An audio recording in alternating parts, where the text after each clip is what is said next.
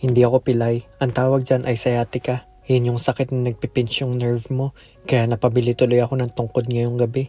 Nandito pala ako sa Daiso ng Japan ngayon. Napakamura lang ng mga bilihin dito at sobrang creative ng mga items. Ang tawag dito ay Kairo or Heat Pack. Yan yung mga ginagamit namin tuwing winter.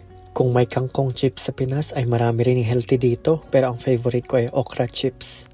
Ang daming variety ng snacks at peanuts. Ang sasarap ng mani nila rito kasi covered ng kung ano-ano. Tuwang-tuwa ang misis ko kasi nakita niya to sa online na 3,000 plus tapos mabibili lang niya sa Daiso ng napakamura. At dahil ang sakit na talaga ng likod ko, umuwi na rin kami. Tinaray ko magpagas pero buti na lang andito yung misis ko kasi hindi talaga ako makatayo.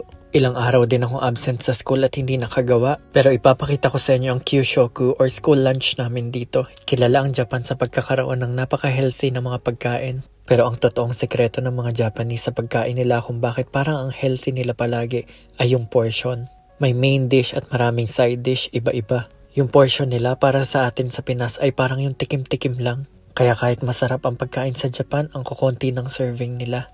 Itong ulam na to, hindi ko na-figure out kung ano to, pero ito yung karne nila ngayong araw.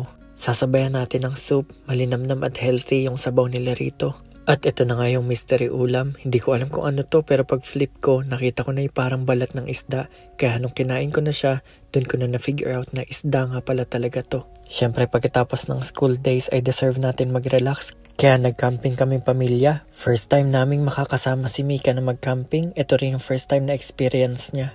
Matapos ang ilang araw, medyo gumaling na yung likod ko at nung weekend ay magaling na talaga. Kaya masaya ako dahil nabubuhat-buhat ko na si Mika.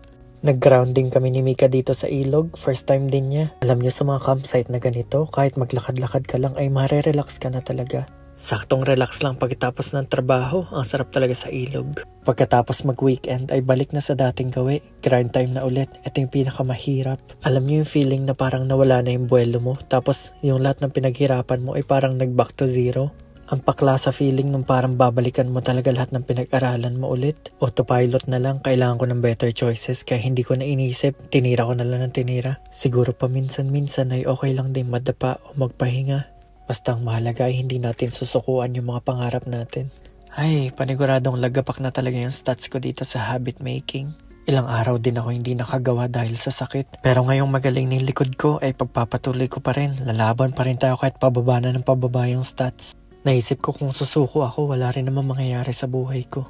Kaya kahit blanco-blanco yung stats ko ay ayos lang, gagawin ko ang lahat para mapatas to ulit. Kung dati hinihintay ko yung end of the month, end of the year, or Monday, ngayon hindi na, rekta na kagad. Ano ngayon kung ngayon tayo mag-start? Tira lang tayo ng tira para tumaas yung success rate natin. Yun lang, bye!